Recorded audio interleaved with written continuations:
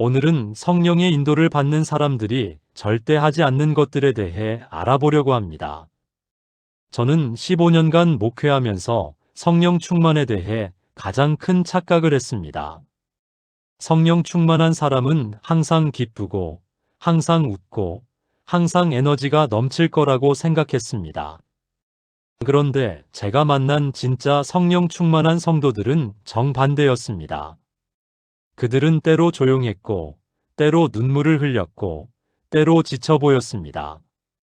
하지만 그들에게는 세상 사람들과 절대 다른 5가지가 있었습니다. 저는 신학대학원에서 조직신학, 성령론, 교회론을 배우며 성령 충만의 교리를 철저히 공부했습니다. 성령의 인격, 성령의 사역, 성령의 은사에 대해 논문을 쓰고 어학점을 받았습니다. 하지만 막상 목회 현장에 나왔을 때 저는 아무것도 몰랐습니다. 첫 목회지에서 만난 한 집사님이 있었습니다.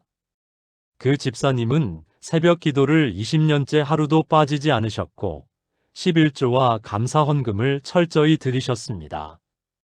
방언도 하셨고 찬양 인도도 하셨고 교회 봉사도 열심히 하셨습니다. 그런데 그 집사님은 항상 불안해 보였습니다. 자녀 문제로, 경제 문제로, 건강 문제로 끊임없이 걱정하셨습니다. 목사님, 제가 기도가 부족한가요? 성령 충만을 못 받은 건가요? 그분은 진심으로 물으셨습니다. 저는 그때 대답을 못했습니다. 더 기도하라고 말할 수도 없었고, 더 헌신하라고 말할 수도 없었습니다. 그분은 이미 충분히 기도하고 계셨고, 이미 충분히 헌신하고 계셨으니까요.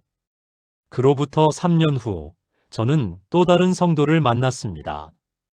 그 성도는 새벽 기도를 일주일에 한두 번 나오셨고, 봉사도 많이 하지 않으셨습니다. 방언도 안 하셨고, 찬양 인도도 안 하셨습니다. 그런데 그분에게는 설명할 수 없는 평안함이 있었습니다.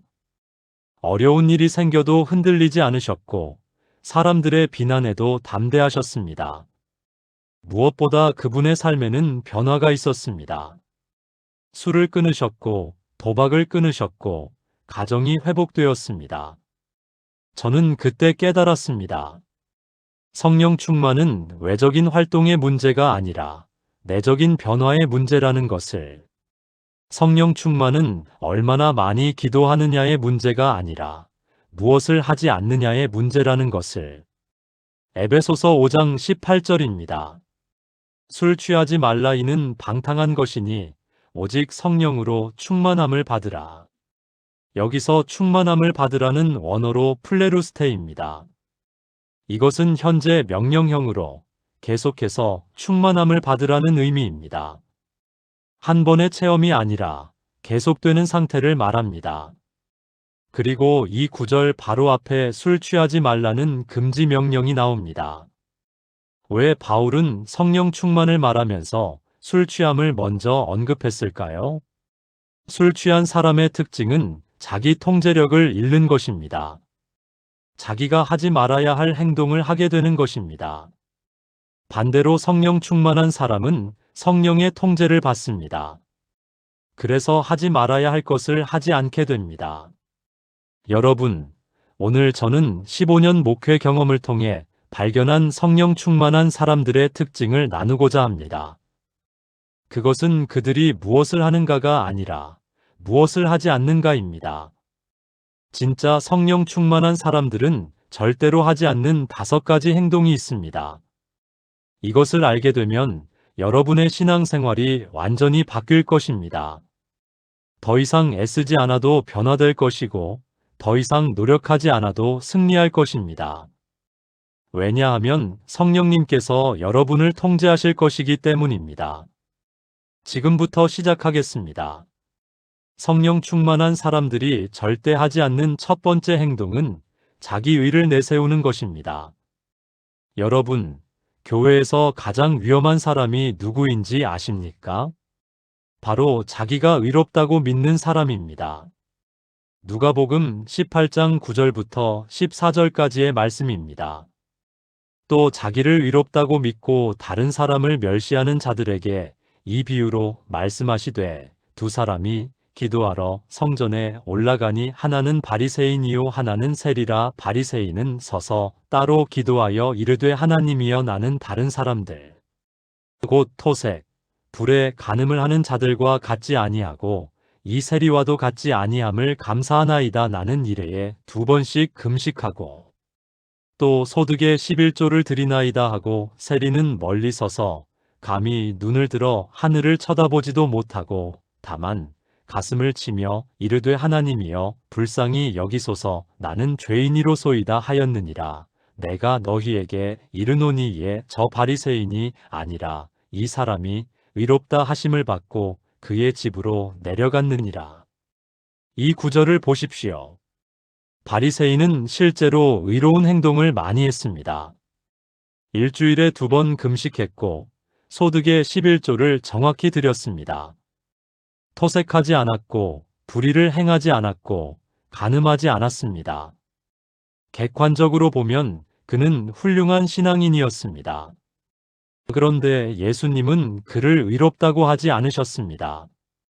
오히려 아무것도 내세울 것 없는 세리를 의롭다고 하셨습니다. 왜 그럴까요? 바리새인은 자기 의를 내세웠기 때문입니다.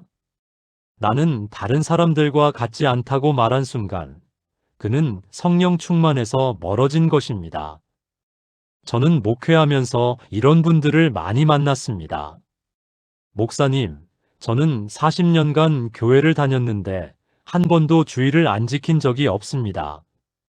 저는 평생 술, 담배를 한 번도 안 했고 도박도 안 했습니다. 저는 새벽 기도를 30년째 나오고 있고 11조도 철저히 지킵니다. 이 말들이 잘못된 것일까요? 아닙니다.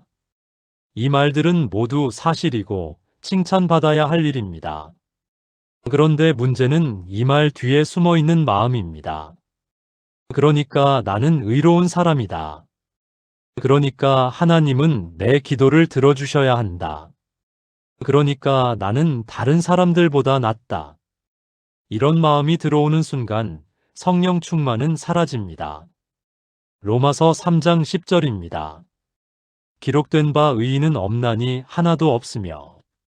여러분, 이 세상에 의인은 단 한 명도 없습니다. 여러분이 아무리 오래 교회를 다녔어도, 아무리 많이 헌금을 드렸어도, 아무리 열심히 봉사했어도 의인이 아닙니다. 우리가 의롭게 된 것은 오직 예수 그리스도의 십자가 보혈 때문입니다. 우리의 행위가 아니라 하나님의 은혜 때문입니다. 이것을 아는 사람이 성령 충만한 사람입니다. 제가 아는 한 집사님이 계십니다. 그분은 교회 개척 멤버이고 20년 넘게 충성하신 분입니다. 그런데 그분은 절대로 자기 자랑을 하지 않으십니다. 새로운 성도가 오면 섬기고 어려운 일이 있으면 먼저 나서시지만 자기가 한 일을 말하지 않으십니다. 오히려 제가 부족한데 하나님께서 사용해 주셔서 감사합니다라고 말씀하십니다. 어느 날 제가 여쭤봤습니다. 집사님, 어떻게 그렇게 겸손하실 수 있으세요? 그분의 대답이 지금도 기억납니다. 목사님, 저는 제가 얼마나 죄인인지 알아요. 제 마음속에 얼마나 더러운 생각들이 많은지 알아요. 그런데 하나님께서 저를 용서하시고 사랑하신다는 게 너무 감사해요. 제가 뭘 했다고 자랑하겠어요? 그 순간 저는 깨달았습니다. 진짜 성령 충만한 사람은 자기 의를 내세우지 않는다는 것을, 오히려 자기 죄를 고백하고 하나님의 은혜를 자랑한다는 것을. 여러분, 혹시 여러분은 자기 의를 내세우고 있지 않으신가요? 나는 이만큼 했는데 왜 하나님은 응답하지 않으시지? 나는 저 사람보다 더 열심히 하는데 왜 저 사람만 축복받지? 이런 생각이 든다면 지금 회개하십시오. 성령 충만은 자기 의를 내려놓을 때 임합니다. 하나님이여 불쌍히 여기소서 나는 죄인이로소이다. 이 고백이 나올 때 성령님께서 충만히 임하십니다. 하나님 아버지, 제가 자기의를 내세웠던 모든 순간들을 회개합니다. 제가 다른 사람과 비교하며 교만했던 마음을 용서해 주옵소서. 이제 저의 모든 의를 내려놓고 오직 예수님의 십자가 공로만 의지하기 원합니다. 제 입술로 제 의를 자랑하지 않고 주님의 은혜만 자랑하게 하옵소서. 제 마음에 겸손함이 가득하게 하시고 다른 사람을 높이는 자가 되게 하옵소서. 예수님의 이름으로 기도합니다. 아멘. 여러분, 오늘부터 자기 의를 내려놓으십시오. 그러면 성령님께서 여러분을 충만히 채우실 것입니다. 성령 충만한 사람들이 절대 하지 않는 두 번째 행동은 말로 사람을 정죄하는 것입니다. 야고보서 3장 2절입니다. 우리가 다 실수가 많으니 만일 말에 실수가 없는 자라면 곧 온전한 사람이라 능히 온 몸도 굴레 씌우리라. 여러분, 우리가 가장 많이 죄 짓는 부분이 어디인지 아십니까? 바로 말입니다.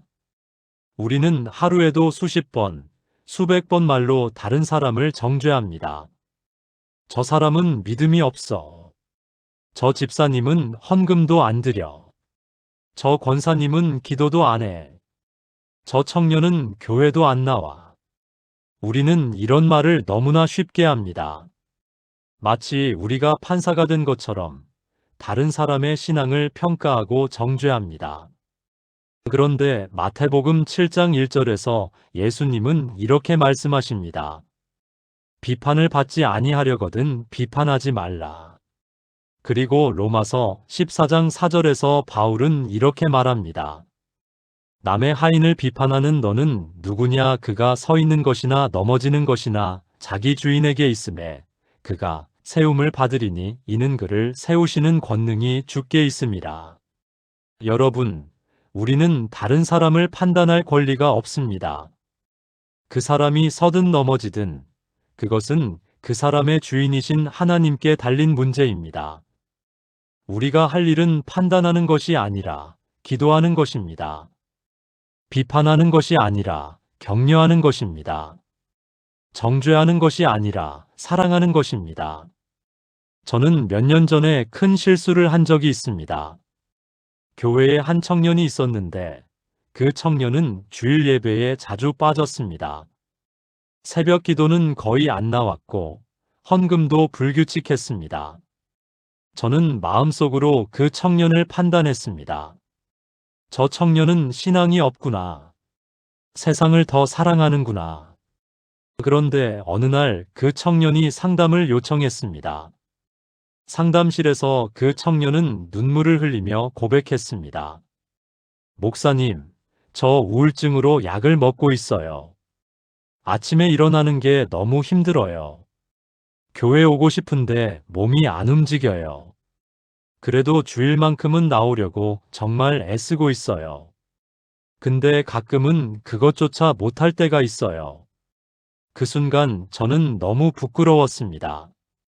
제가 그 청년을 얼마나 잘못 판단했는지 깨달았습니다. 그 청년은 믿음이 없는 게 아니라 아픈 것이었습니다. 세상을 사랑하는 게 아니라 질병과 싸우고 있었습니다.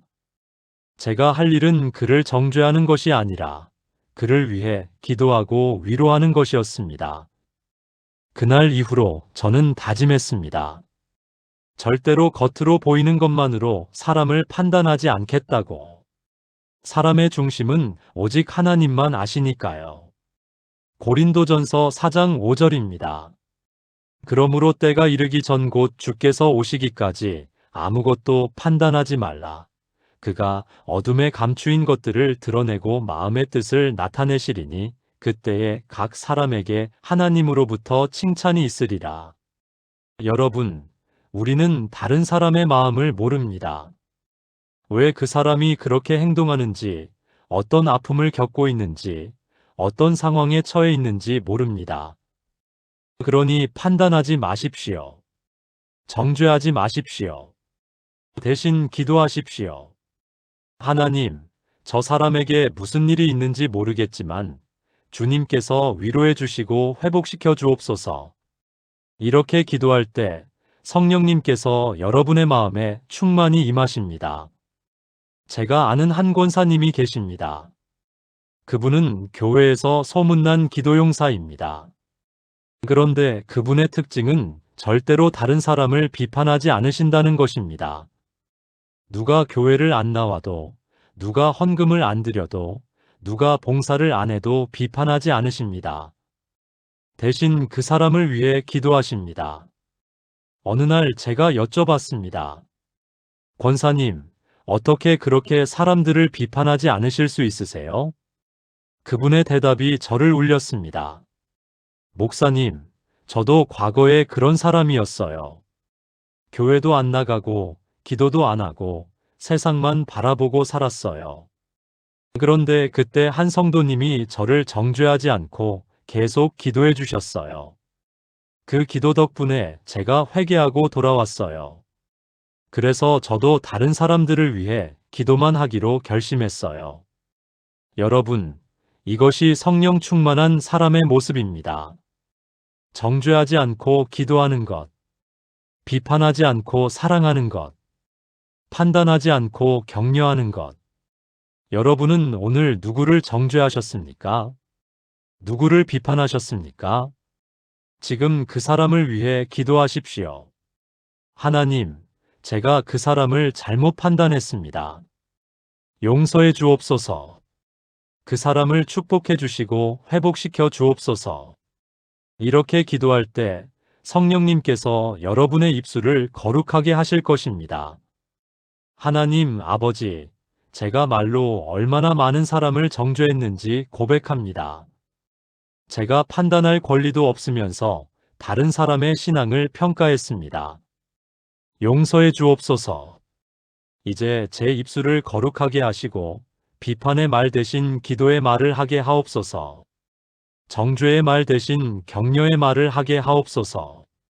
제가 만나는 모든 사람을 주님의 눈으로 보게 하시고 그들을 위해 중보하는 자가 되게 하옵소서. 예수님의 이름으로 기도합니다. 아멘. 여러분, 오늘부터 말로 사람을 정죄하지 마십시오. 대신 그 사람을 위해 기도하십시오. 그러면 성령님께서 여러분의 입술을 통해 생명의 말씀을 흘려보내실 것입니다. 성령 충만한 사람들이 절대 하지 않는 세 번째 행동은 과거의 실수에 붙잡혀 사는 것입니다. 여러분, 우리가 신앙생활을 하면서 가장 힘든 순간이 언제인지 아십니까? 바로 과거의 죄를 기억할 때입니다. 나는 과거에 그런 죄를 지었는데 하나님께서 나를 용서하실까? 나는 하나님을 배신했는데 다시 회복될 수 있을까?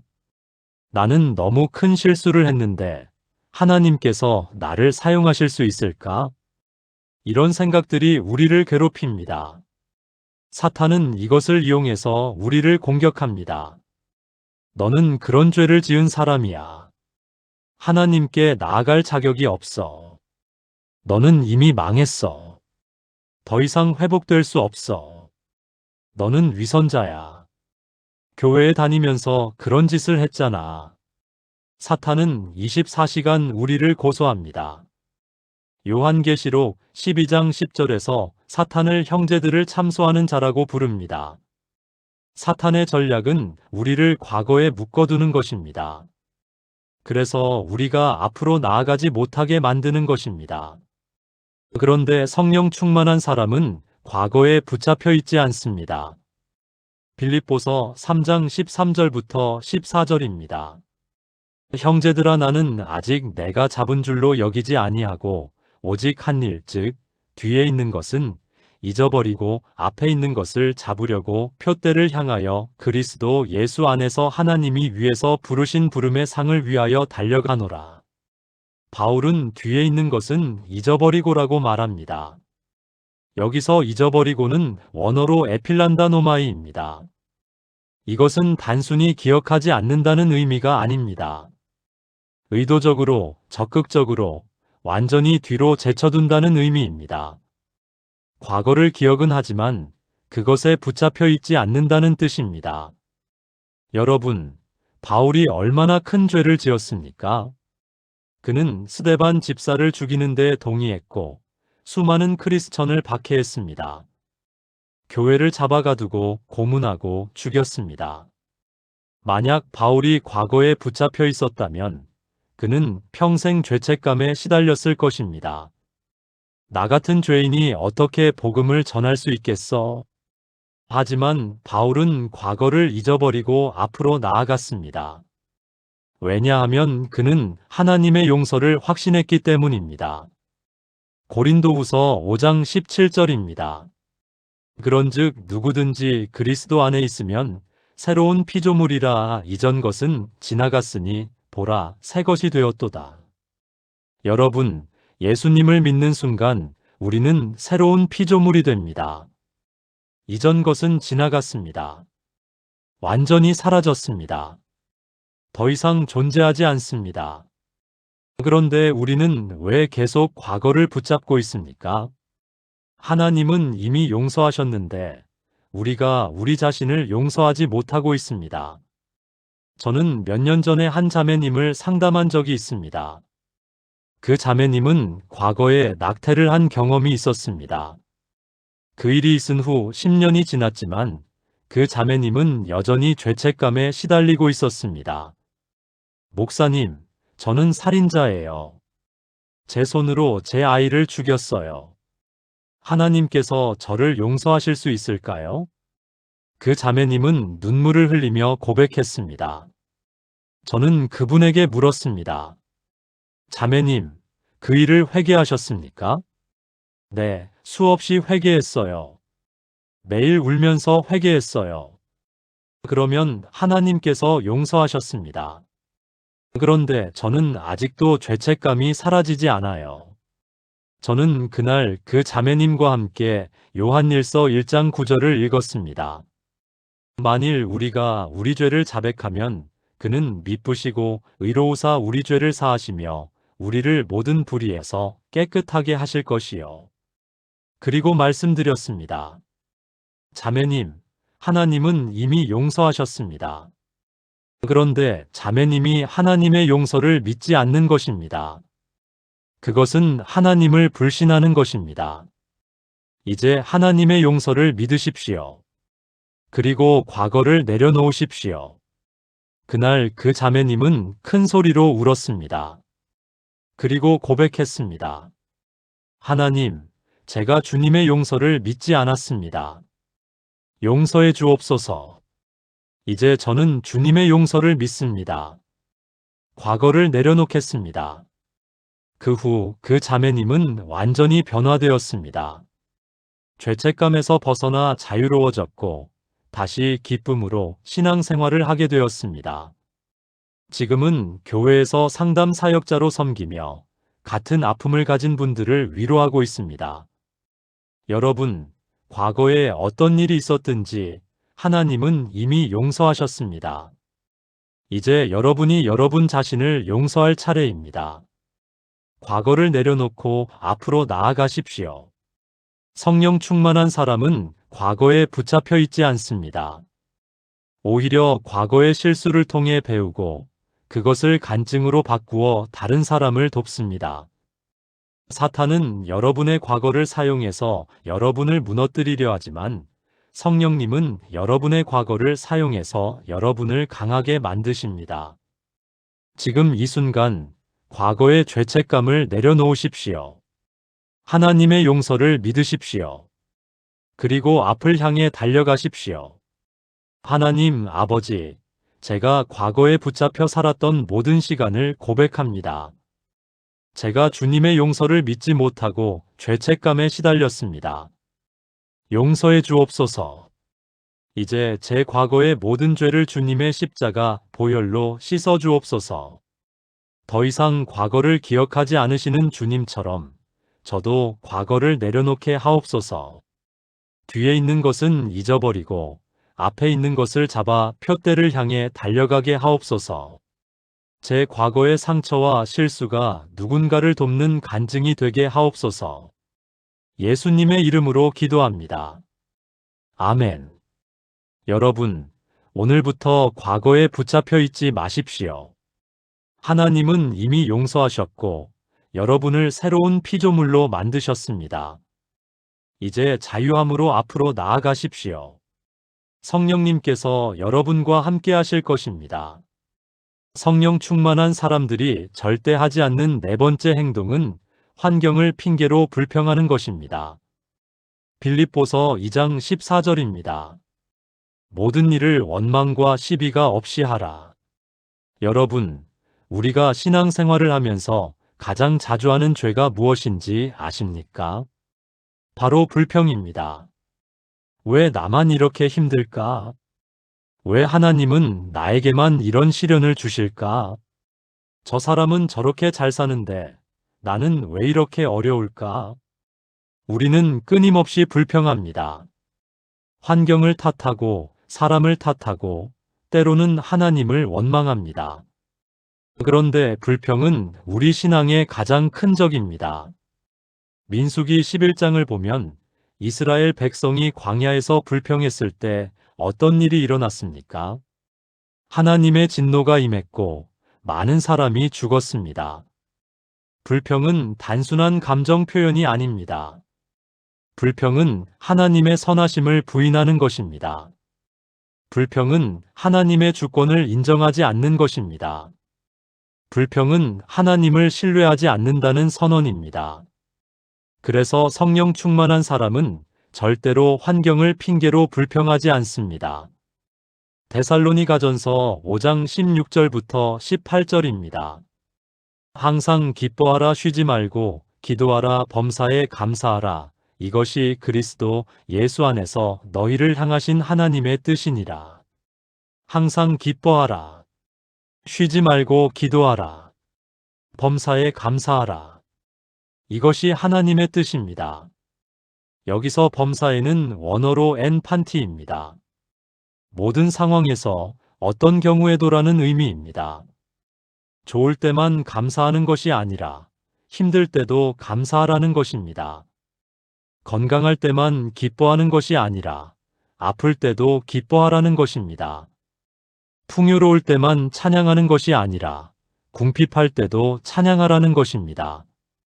이것이 가능합니까? 인간적으로는 불가능합니다. 하지만 성령 충만하면 가능합니다. 왜냐하면 성령님께서 우리 안에 초자연적인 기쁨을 주시기 때문입니다. 사도행전 16장을 보십시오. 바울과 실라가 빌립보 감옥에 갇혔습니다. 그들은 억울하게 매를 맞고 발에 착고가 채워지고 깊은 옥에 갇혔습니다. 인간적으로 생각하면 불평할 수밖에 없는 상황입니다. 하나님, 우리가 복음을 전하다가 이런 일을 당했습니다. 왜 이런 일을 허락하셨습니까? 그런데 25절을 보십시오. 밤중쯤 되어 바울과 실라가 기도하고 하나님을 찬송함에 죄수들이 듣더라. 그들은 불평하지 않고 찬송했습니다. 원망하지 않고 기도했습니다. 환경을 탓하지 않고 하나님을 예배했습니다. 그러자 어떤 일이 일어났습니까?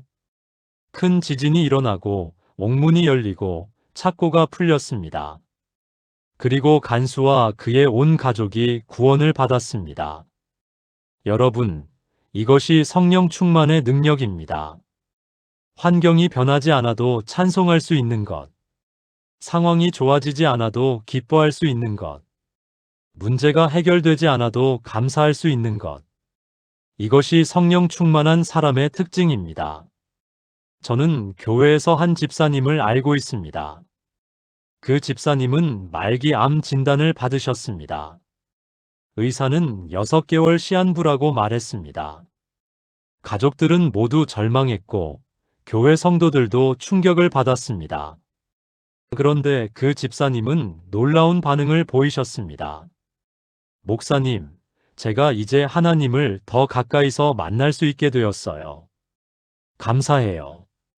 이 시간 동안 제가 만나야 할 사람들을 만나고 전해야 할 복음을 전하겠어요. 그 집사님은 6개월 동안 한 번도 불평하지 않으셨습니다.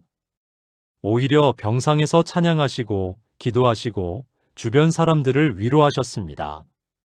병원에 오는 간호사들에게 복음을 전하시고 같은 병실 환자들을 격려하셨습니다.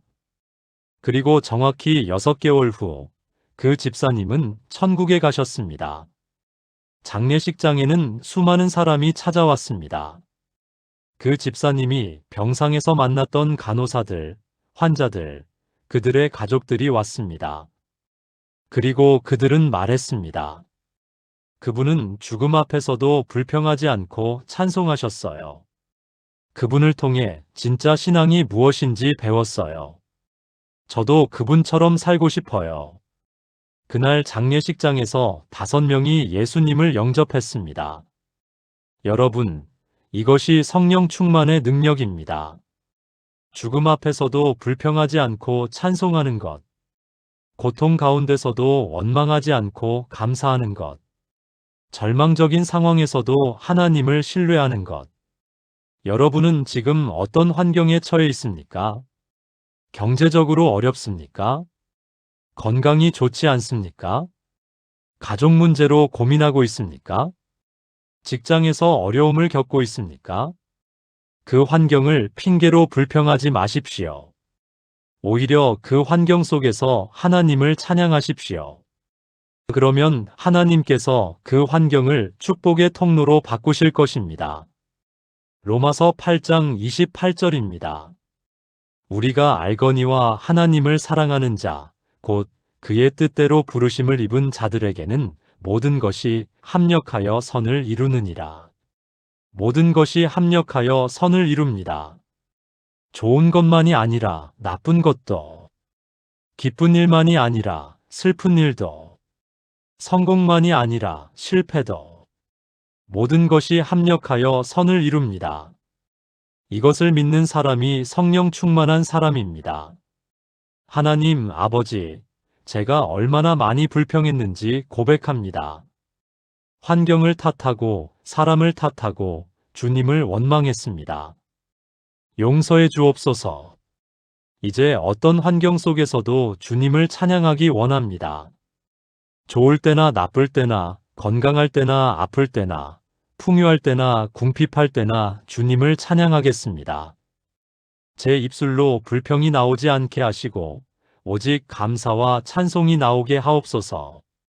제가 처한 환경이 축복의 통로가 되게 하시고 이 환경을 통해 주님의 영광이 드러나게 하옵소서. 예수님의 이름으로 기도합니다. 아멘. 여러분, 오늘부터 환경을 핑계로 불평하지 마십시오. 대신 범사에 감사하고 항상 기뻐하십시오. 그러면 성령님께서 여러분의 환경을 축복으로 바꾸실 것입니다. 성령 충만한 사람들이 절대 하지 않는 5번째 행동은 육신의 정욕에 끌려가는 것입니다. 갈라디아서 5장 16절입니다. 내가 이르노니 너희는 성령을 따라 행하라 그리하면 육체의 욕심을 이루지 아니하리라. 여러분, 우리 안에는 2가지 욕구가 있습니다. 하나는 성령의 소원이고 하나는 육신의 정욕입니다. 이 둘은 서로 대적합니다. 성령은 우리를 하나님께로 이끌지만 육신은 우리를 세상으로 끌어갑니다. 성령은 우리에게 거룩함을 원하게 하지만 육신은 우리에게 쾌락을 추구하게 합니다. 성령은 우리에게 영원한 것을 바라보게 하지만 육신은 우리에게 당장의 만족을 원하게 합니다. 17절을 보십시오. 육체의 소욕은 성령을 거스르고 성령은 육체를 거스르나니 이 둘이 서로 대적하므로 너희가 원하는 것을 하지 못하게 하려 함이니라. 이것은 영적 전쟁입니다. 매 순간, 매 상황에서 우리는 선택해야 합니다. 성령을 따를 것인가, 육신을 따를 것인가.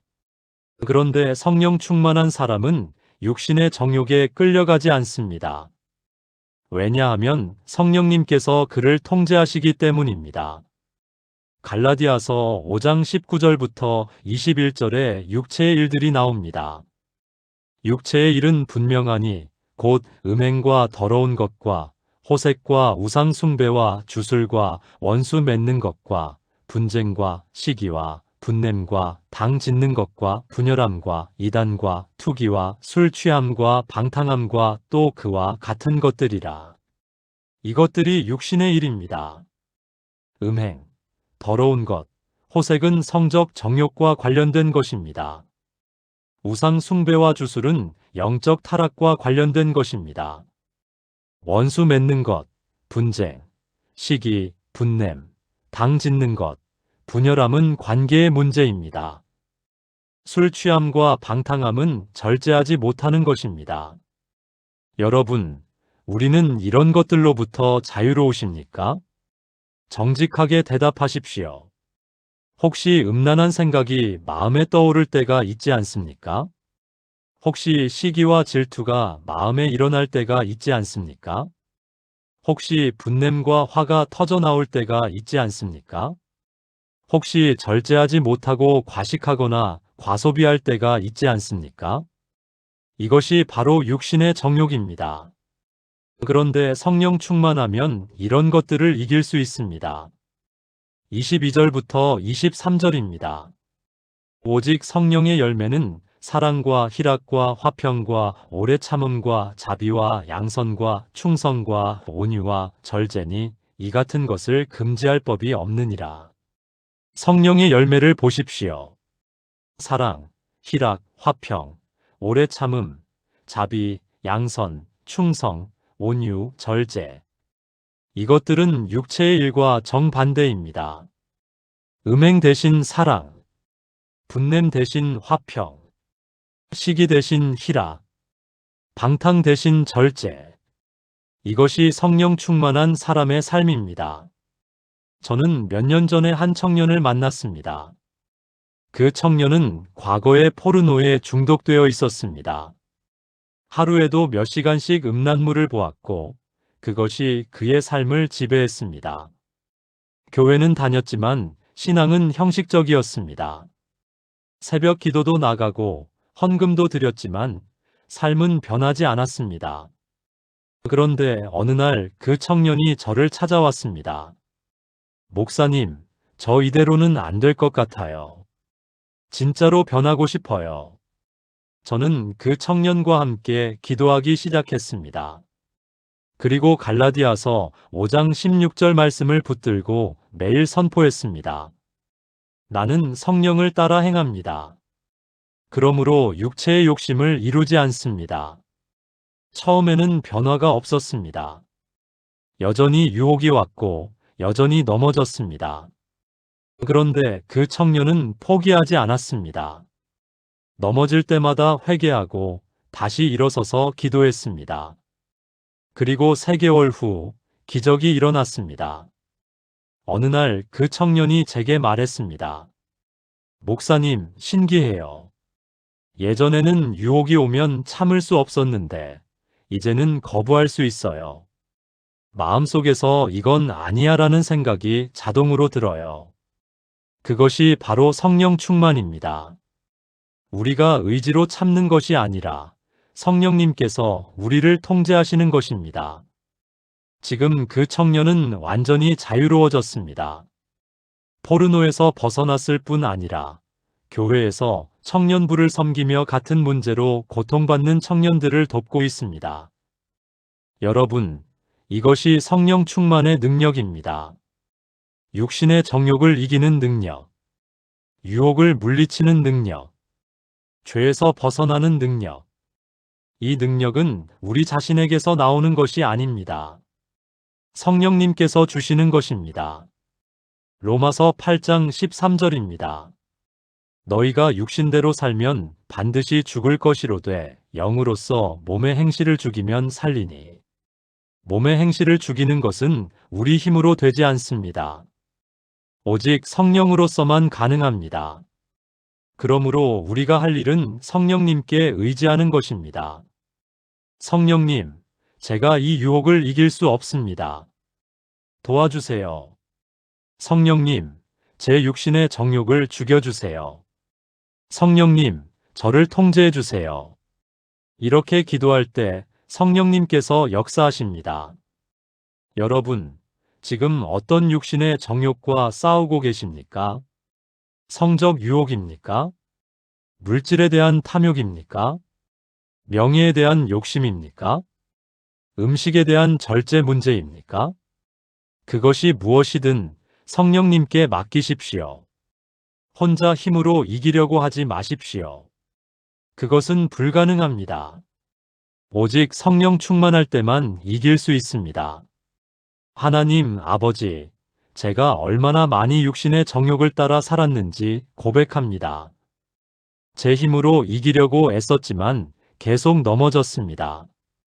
용서해 주옵소서. 이제 성령님께 온전히 의지합니다. 성령님, 저를 통제해 주옵소서.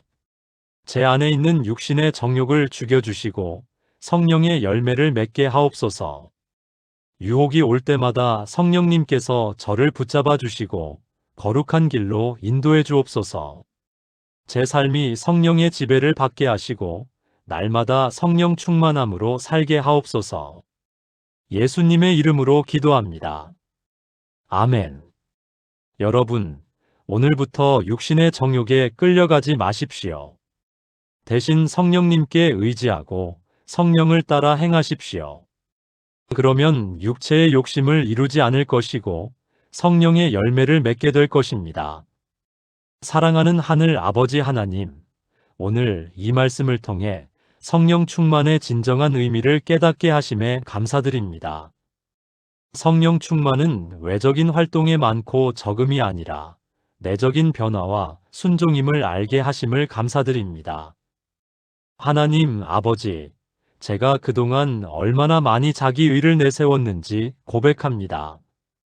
제 의로운 행위를 자랑하고 다른 사람과 비교하며 교만했습니다. 용서해 주옵소서. 이제 모든 자기 의를 내려놓고 오직 예수님의 십자가 보혈만 의지하기 원합니다. 제 입술로 제 의를 자랑하지 않고 주님의 은혜만 자랑하게 하옵소서. 하나님 아버지, 제가 말로 얼마나 많은 사람을 정죄하고 비판했는지 고백합니다. 판단할 권리도 없으면서 다른 사람의 신앙을 평가하고 정죄했습니다. 용서해 주옵소서. 이제 제 입술을 거룩하게 하시고 정죄의 말 대신 격려의 말을, 비판의 말 대신 기도의 말을 하게 하옵소서. 제가 만나는 모든 사람을 주님의 눈으로 보게 하시고 그들을 위해 중보하는 자가 되게 하옵소서. 하나님 아버지, 제가 과거에 붙잡혀 살았던 모든 시간을 회개합니다. 주님의 용서를 믿지 못하고 죄책감에 시달렸습니다. 용서해 주옵소서. 이제 제 과거의 모든 죄를 주님의 십자가 보혈로 깨끗이 씻어 주옵소서. 더 이상 과거를 기억하지 않으시는 주님처럼 저도 과거를 완전히 내려놓게 하옵소서. 뒤에 있는 것은 잊어버리고 앞에 있는 것을 잡아 표대를 향해 담대히 달려가게 하옵소서. 하나님 아버지, 제가 얼마나 많이 불평하고 원망했는지 고백합니다. 환경을 탓하고 사람을 탓하고 때로는 주님을 원망했습니다. 용서해 주옵소서. 이제 어떤 환경 속에서도 주님을 찬양하기 원합니다. 좋을 때나 나쁠 때나 건강할 때나 아플 때나 풍요할 때나 궁핍할 때나 주님을 찬양하게 하옵소서. 제 입술로 불평이 나오지 않게 하시고 오직 감사와 찬송만 나오게 하옵소서. 하나님 아버지, 제가 육신의 정욕을 따라 살았던 모든 순간을 회개합니다. 제 힘으로 이기려 했지만 계속 넘어졌습니다. 용서해 주옵소서. 이제 성령님께 온전히 의지합니다. 성령님, 저를 통제해 주옵소서. 제 안에 있는 육신의 정욕을 죽여주시고 성령의 열매를 맺게 하옵소서. 매 순간 성령을 따라 행하게 하시고 육체의 욕심을 이루지 않게 하옵소서. 하나님 아버지, 오늘부터 이 5가지를 절대로 하지 않겠다고 결단합니다. 자기 의를 내세우지 않겠습니다. 말로 사람을 정죄하지 않겠습니다. 과거의 실수에 붙잡혀 있지 않겠습니다. 환경을 핑계로 불평하지 않겠습니다. 육신의 정욕에 끌려가지 않겠습니다. 이 결단을 지킬 수 있도록 성령님께서 저를 붙잡아 주옵소서.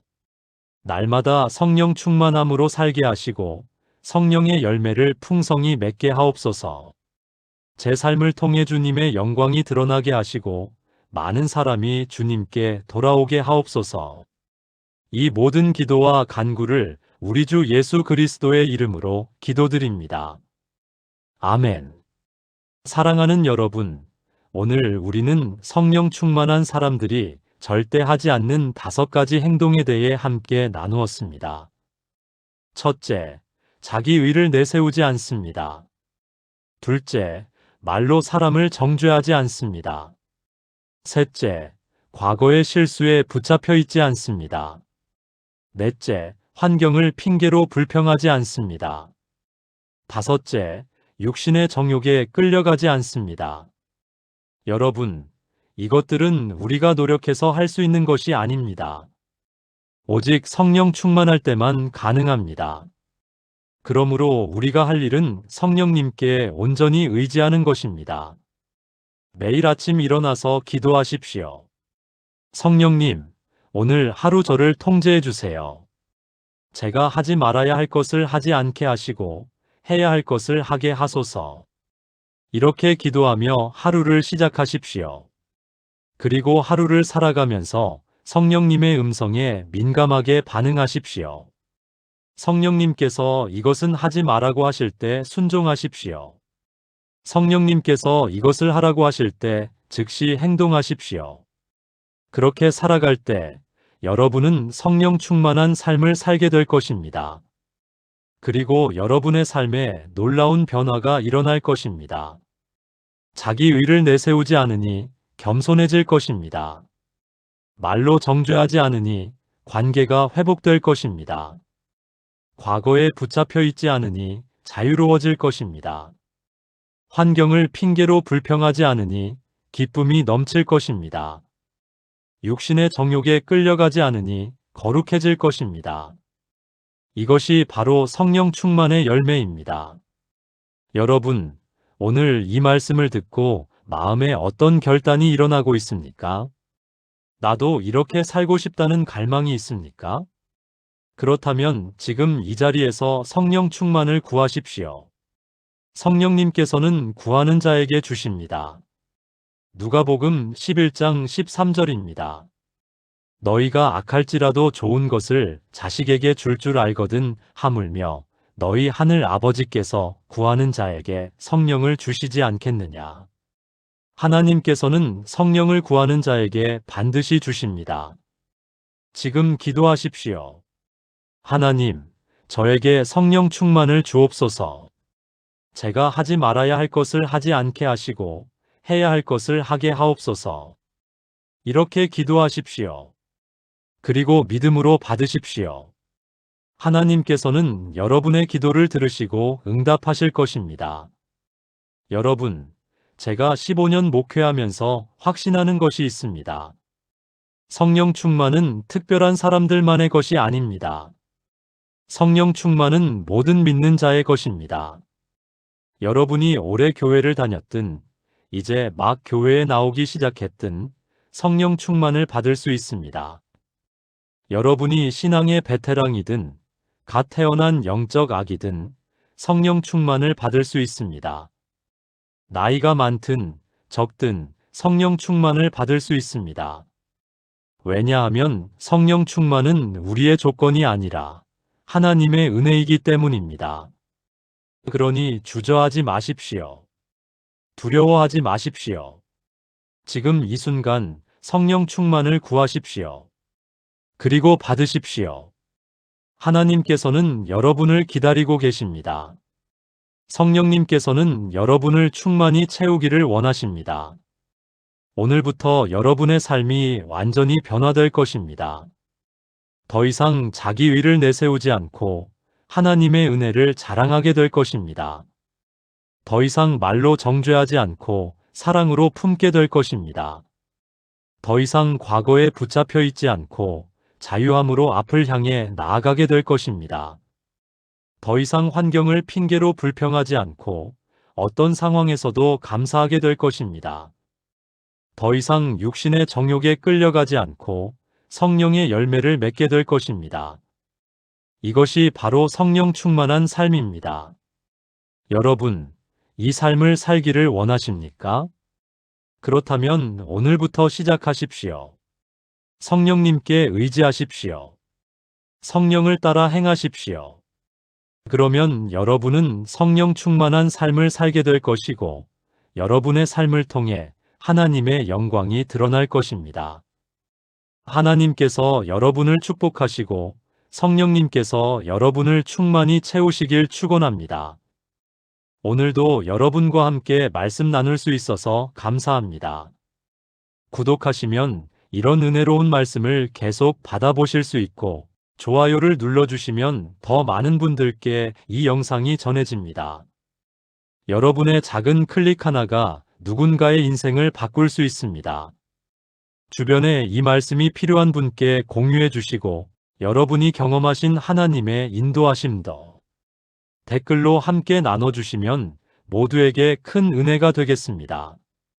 다음 시간에도 유익한 말씀으로 찾아뵙겠습니다. 예수님의 이름으로 축복합니다. 아멘.